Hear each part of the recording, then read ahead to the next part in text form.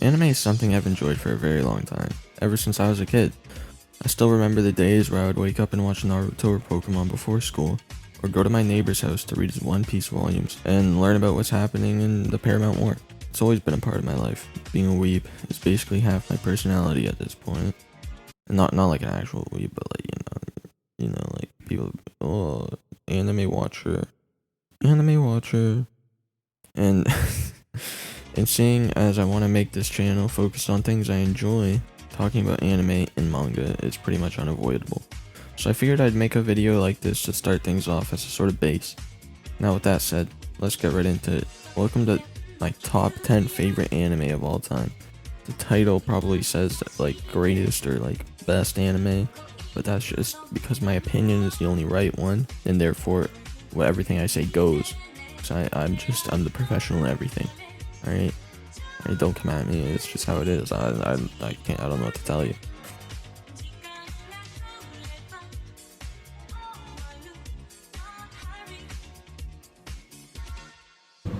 What's your name, sir? My name is Deez. These what, sir?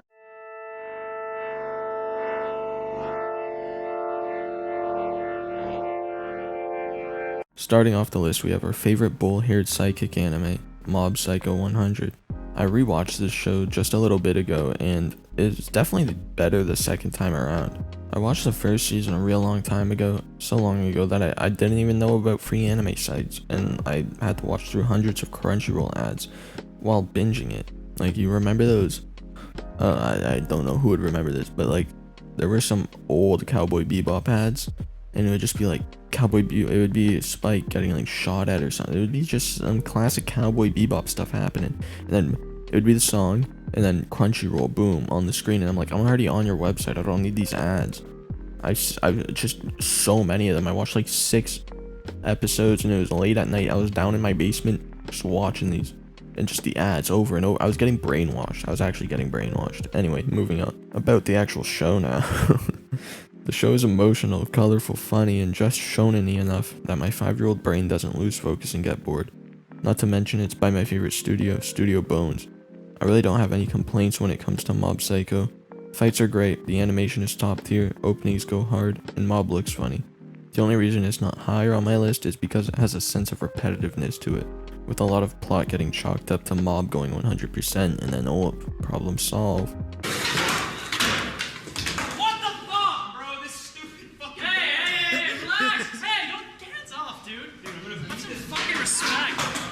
Next up on the list is Megalobox. Megalobox is a boxing anime released in celebration of Ashita no Joe's 50th anniversary. It's about an underground boxer named Joe, who fixes fights to help his coach who got in trouble with a gang. The boxer eventually runs into Yuri, and Yuri's like, hey, who do you think you are? And then Joe's like, oh, I'm just a dog, I'm just a street dog, you know, I'm a wild dog, rough junk dog. I think that's his name. Like, that's like, his name isn't actually Joe. At the start, his name is Junk Dog because he doesn't have a name, so he just calls himself Junk Dog, and then he changes it to Joe when he has to get like a citizenship or something. And there's my synopsis of the show, lads. There you go.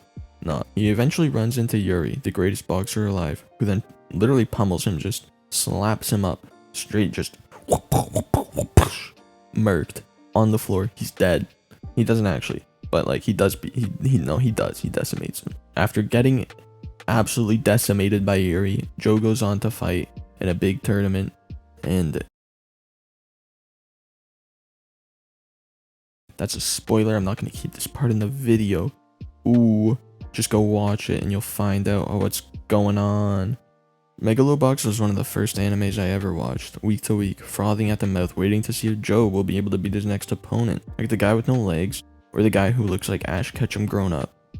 All these fights are then beautifully mixed in with situations that either Joe or his coach have to face. The animation is able to mix the retro art style with clean modern animation, allowing it to pay homage to Ashita no Joe, while still making it pleasant to the eyes.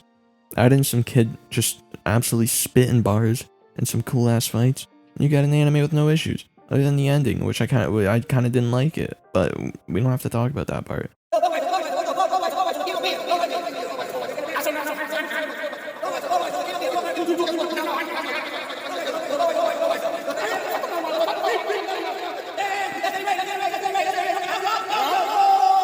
Moving on to number 8, we got Bunny Girl Senpai, a rom-com anime about Sakata Azusagawa, a high school student whose life is changed when he meets, you guessed it, a girl in a bunny suit named Mai Sakurajima.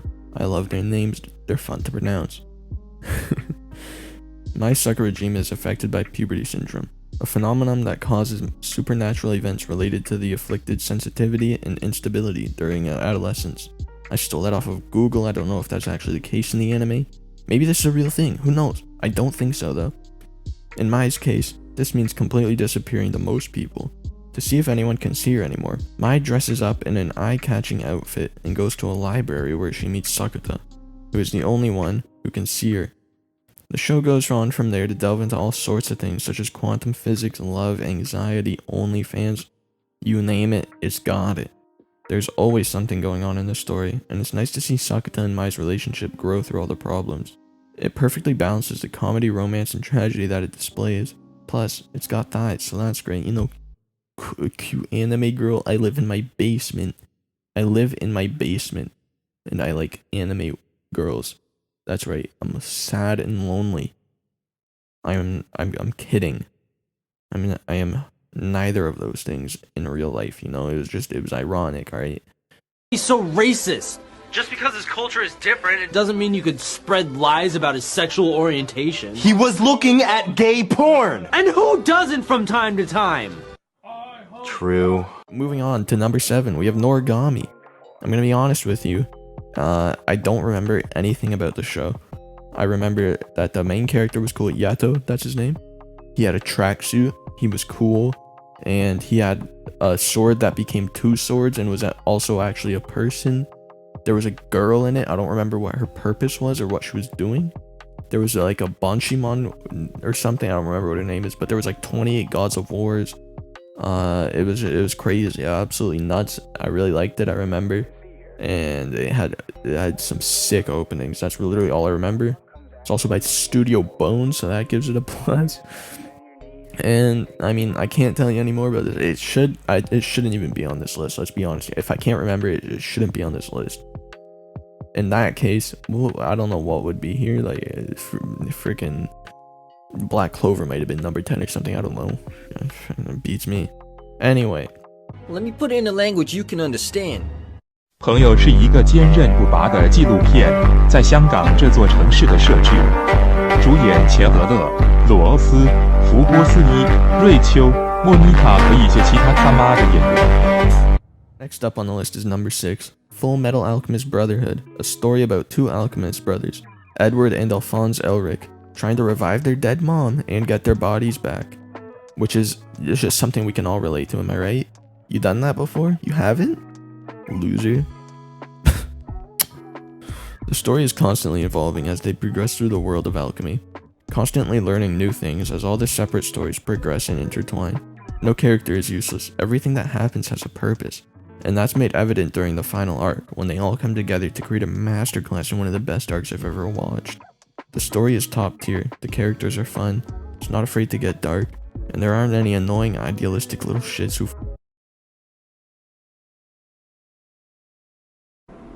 Bruh. Anyways, as I was saying, the story's top notch, the characters are top notch, the music is fantastic, fights are fun, and it's animated by Bones, so you already know the animation is the best of the best. Thank you for choosing Taco John's. My name is Evan. Would you like to try the 2 for $4 fish tacos tonight? Hell no. Alright, you can go ahead and order whenever you're ready. Alright, can I get the 2 for $4 fish tacos? No. Boom, boom, boom, boom, boom, boom, boom, boom, boom, boom.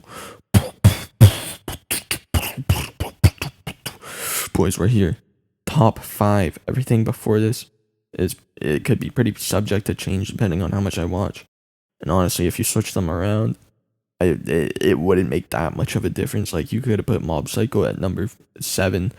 Maybe, I mean, Full Metal Alchemist Brotherhood, it can stay at number 6. It deserves to be. Honestly, maybe it could even be number 5. Who knows?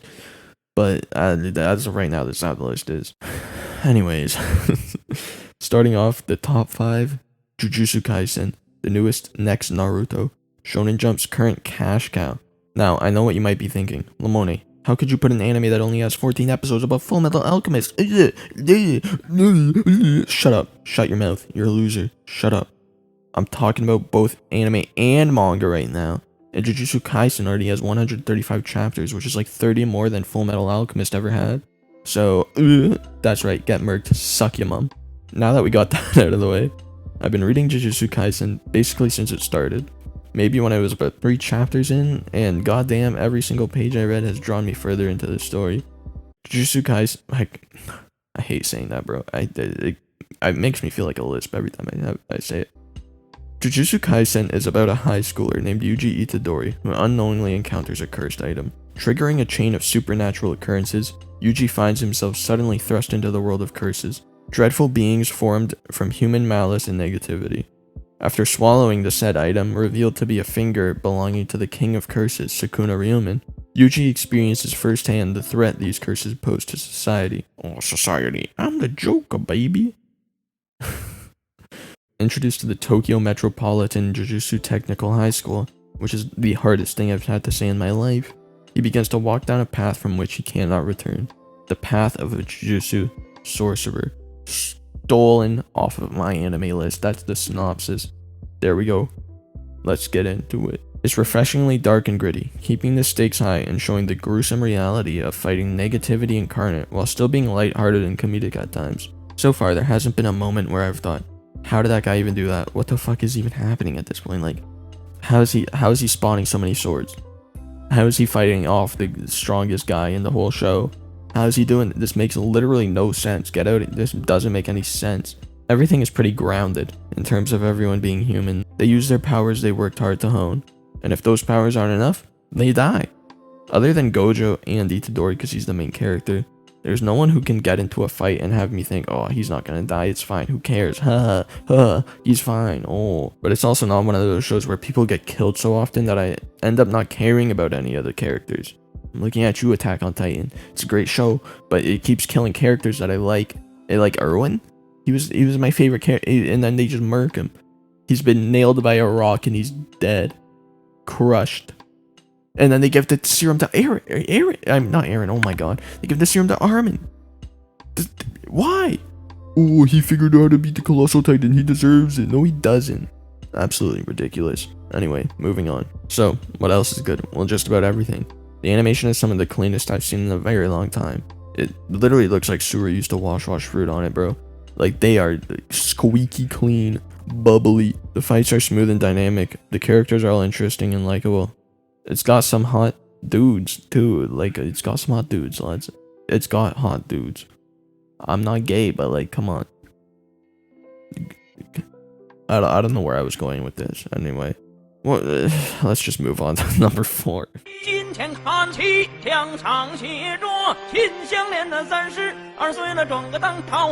Assassination Classroom. A show about a classroom that learns about assassination. That's all there is to it. Psych. Why is that happening? The 5 W's. Who, what, where, when, why? Why? Because a tentacle monster blew up the moon and will do the same to Earth unless the class of flunkies that the tentacle monster, is teaching is able to assassinate him within the allotted time. As the students spend their time learning from the tentacle monster, whose name is Koro Sensei, they develop a bond, becoming like one big family, learning about assassination from a military operative, and then learning math and all the other basics from Koro Sensei, other than English. English is taught to them by some hot woman with big wabungo gungas. Where was I? I watched the show about 4 years ago, but I still remember how fucking cool that shit was. Every episode either warmed my heart beyond belief or got me hyped because these 15-year-olds were kicking the shit out of fully trained assassins and having fun while doing it. The fights were always amazingly choreographed, making every fight entertaining without like abusing motion blur and having bright colors flash all over the screen. Like, you know how hard it is to make a fight with no powers cool? Pretty hard, but they did it. It was like some, like, you know that first scene in Captain America Winter Soldier when he's fighting George St. Pierre? It was kind of like that, like, and it's just so good. It's so good. It also has the saddest ending I've ever witnessed in anime, so that's a plus. Man's doing that curry chicken while your mum's in the fucking house and that. Know how we're getting busy and that. Hey Alexa, take off your clothes. Now, top 3 boys we've gotten in here. I'm gonna be upfront with you. These are pretty basic choices. Like at this point, it's just completely subjective. There's absolutely no objectivity in here, other than the first place. These next 2 are completely subjective. Honestly, if you were like, oh, they don't or in the top 10 at all, then I'd be like, okay, I can't say anything. But they are very good. All right, so into number 3, the absolutely disgusting ship cesspool known as My Hero Academia. Another anime by Bones, may I add? My Hero Academia gets a lot of flack, but not because of the show's actual flaws. It's because of the AIDS fandom that it has. From pedophilic and toxic shipping to sending the creator death threats because he's trying to give a character depth. They've got it all. So I would understand why this might put off some people from getting into the show. Psych, if you let pedophiles and basement-dwelling losers stop you from watching the best new-gen anime, then I'm sorry, but you're a loser. You're just a loser. That is simple as that. How are you gonna let others decide what you do or don't watch? Come on, get out of here. Anyway, now that we got that out of the way, My Hero Academia is about a boy named Izuku Midoriya, an aspiring superhero born into a world where basically everyone gets superpowers called quirks. Midoriya grows up idolizing All Might, the symbol of peace and the #1 hero in Japan. Only problem is Midoriya doesn't have a quirk. That is until he meets All Might, who gives him a power passed down throughout generations, one for all. Midoriya goes on to get into the best school for heroes, UA, where he meets all kinds of new friends and even fights with some old ones. My Hero is the first manga I ever caught up to and read week to week, and the only manga I own every volume of. It takes the best things about comic books and combines them with all the best things about manga. The Hero Society is one of the best settings I've ever seen in anime or manga. The power system isn't overly complicated but still allows for dynamic fights and matchups. It takes place in a modern world, which makes it more relatable. The character designs are all great. The fights are fun and filled with sakuga. The animation is by Bones, so you already know it's great. And the art in the manga is my favorite out of all of current Shonen Jump right now. Not to mention characters like Bakugo, Endeavor, and Midoriya, who all have great character development. But there's also characters like All Might, Mirio, All For One, who don't even need to be developed because they're already so cool, bro. Like All Might, are you kidding me? The goddamn symbol of peace. He's such a demanding presence. He's so sick. Same with All For One, but in like the opposite respect because he's a villain. All For One's introduction, top 3 villain introductions in all of anime. Like the opera singing. Oh, Deku, Ida. Who else was there? Momo, Yaoyorozu, and Kirishima. They were all there as well, and they were just like, it was like all red and black animation thing, and they were just like having a stroke. They couldn't even breathe, bro. Oh my god. That was unnecessary. I'm sorry.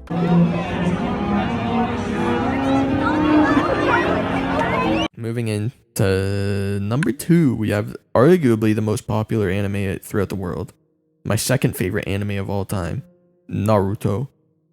And Naruto, you can include them both, but don't include Boruto. Boruto's in the bin, or at least the anime. The Boruto anime sucks. Anyway, I know, very unique choice, right? Isn't it? No one's got Naruto in their top 10, right? I'm the only one who's watched this show. Nah. But in all seriousness, Naruto was the second anime I ever watched, and the first one that I finished, because my number 1 is still ongoing. It's home to my favorite fictional character of all time, Sasuke Uchiha, and one of my favorite villains of all time, Zabuza Momochi. Now, talking about good villains, goddamn, bro. His death on the bridge, I just watched it again recently, when he's like, he gets the kunai in his mouth and he's just literally tearing through people, and then you get to see him from Gato's perspective, and it's like a big demon aura coming out, and he just stabs him, and then everyone else stabs him too, and he's like, he didn't even use his arms, bro. He's like flailing his arms around all hunched over. It was so sick. Oh my god. And then they all stab him, and then he's like still alive. Oh Anyway, I still remember watching the episode where Itachi knocks on Naruto's door as Sasuke runs throughout all the different hotels searching for him. I also remember seeing Kurama when he was just a mouth and eyes, and thinking about how cool it was. Fast forward about 7 years, I saw that Naruto was on Netflix, and me not remembering all that much about it, decided to go through it again. I was instantly hooked, going through episodes like there was no tomorrow. If I could give that version of me one piece of evidence, I'm stuttering, bro. If I could give that version of me one piece of advice, It would be to savor watching it all with a fresh mindset, because once I finished it, I genuinely felt like there was a hole in my heart. I know that sounds corny, and it makes me seem like I sleep with a body pillow and live in my basement and only eat dino nuggets, but none of those are true, alright? I don't live in my basement, I don't eat dino nuggets, I also don't own a body pillow, and I never would, because I would just be, I don't, it's a pillow. What do you want me to do with it? I'm getting off topic here. Naruto was just that good. Watching Sasuke develop, going from wanting to avenge his clan and hating his brother, to idolizing his brother and wanting to be just like him, except on a bigger scale, was probably one of the best experiences I've ever had with anime. Like, goddamn bro, he's just so cool. I still get chills whenever I watch the Nandamo speech after Naruto launches him into the wall in their final valley fight. Anyway, I'll stop sucking him off now. Naruto is undeniably a great show. It's the blueprint that many modern anime follow today. The fights, the characters, the character development, the powers, the music, all of these things combine to be what is, in my opinion, the greatest work of fiction any human could ever produce. She sucked my dick, now she got shit lips. That means my dick was in the booty. What? Oh, okay. I got my fingers in the coochie. Yeah. Hootie hootie. Open up your mouth, baby, taking the fat dookie. I'm into freak shit. I'm into freak shit. I got a horse cock like the Preakness. You can't see this cause you blind. 10/20 vision. Your boy is on a mission for the Advil. My dick's so heavy it's like an anvil.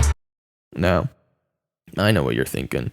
Lamone, if Naruto's the greatest piece of fiction, then why isn't only number 2? Well, the key word in that sentence was human. But Ichiro Oda isn't a human. He is a god.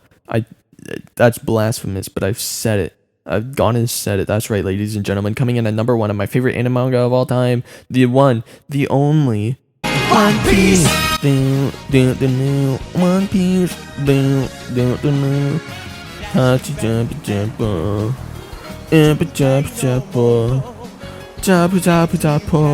I'm not saying any words. I don't even know if this is how the song goes. Anyway, I'm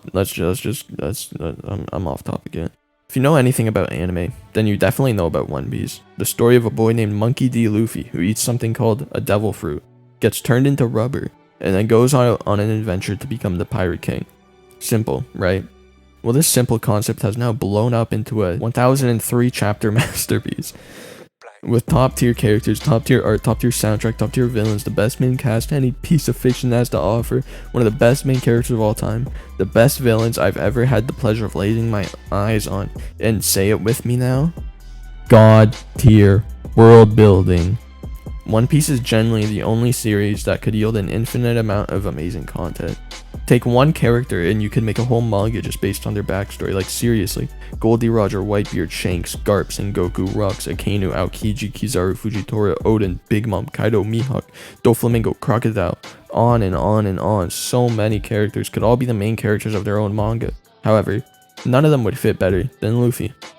Luffy is the ideal protagonist for a world as big as One Piece. He's a pretty static character, but development doesn't always equal good character. You gotta remember that, alright? If you think that, you're wrong. That's like honest. That's not me like being like, oh, my opinion is the only right one. Like, if you actually think that development is the only thing that makes a character good, then you're wrong objectively. In a world like One Piece, it's much better to have a Luffy who changes the world around him than someone who would twist and bend into whatever shape his trauma desires. Which is ironic because Luffy's made out of rubber, you know, he can twist and bend as much as he wants. The Pirate King is the freest man in the world, and in order to be that free, you have to stand strong and just plow through everything in your way, like a good old tractor on a farm, the favorite tractor of the Polish farmer, just plowing, bro, just plow through it, which is exactly what Luffy does. I think One Piece, out of all animes and manga, has my favorite, like if you were to average out all the characters, it has the highest average rating for each character. Like if I were to rate every One Piece character out of 10, and then every characters of other mangas out of 10, One Piece would have the highest average. Maybe, but it's definitely got the most characters in my top like 50 favorite characters list. Like all the warlords, cool. All the Yonko, cool. Like bro, Big Mom, she's such a fun character. She has hated on so much. I don't know why. She is. Feats wise, she's the strongest character in the show. That's a topic for another video though, but like Big Mom, Shanks, Sabo, Luffy, Zoro, Sanji, Law, Kill 'em, They're just all great characters. Like there's Odin, Gold Roger, Whitebeard, Rayleigh, Kizaru, Akainu, Aokiji. I'm just renaming the characters that I just named. They're all great, all right, and they're all like it's just so good. I don't even know what I'm saying at this point. I'm just rambling. I could go on all day about this. Like the newest chapter, absolutely bonkers. Wano's getting heated up right now. And in the anime, it's about to go into the Odin flashback, which is honestly probably my favorite part of One Piece so far. Odin's like speech. He was born to boil. Oh, the one part where he's cooking Odin on a person's corpse, and then the family don't even get mad because he's just that sick. Oh, I could go on all day, honestly, but I'll probably have to make a video dedicated to it at some point.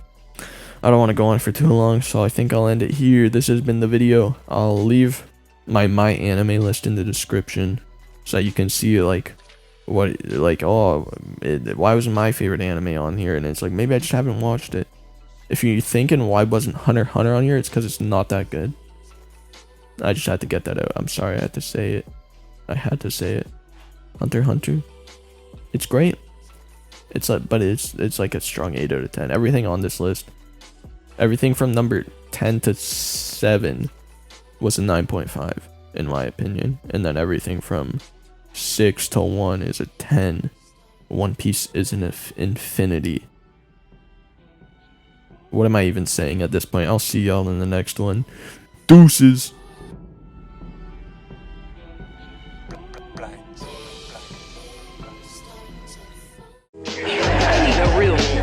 And real men ain't just gonna come knocking at our door. Hey yo, knock knock, it's the boy Doc. Tell me, can I kick it, can I rock? Like Ready Player One, Wade Watts. Reincarnated villain born to spray cops in and out like black ops. I'm throwing dice on the blacktop, that's a fact, Doc. If a bitch ain't bad, I might bag the top. Mama always said don't fuck with white bitches, but goddamn, the pussy too good. I wish you would step to me, I got the phaser off stun. I melt your cerebral cortex like the sun. Spit it, then I'm done, what one? You know we do this shit just for fun. Make hoes scream when they come, cause my dick weighs a ton. Why you always talk about sex and all that? Fuck you, fall back, I'm the bad guy, ready to die, no alibi. Zooming through the sky like an evil Superman. I do it cause I can, I'm the motherfucking man, goddamn, now beat the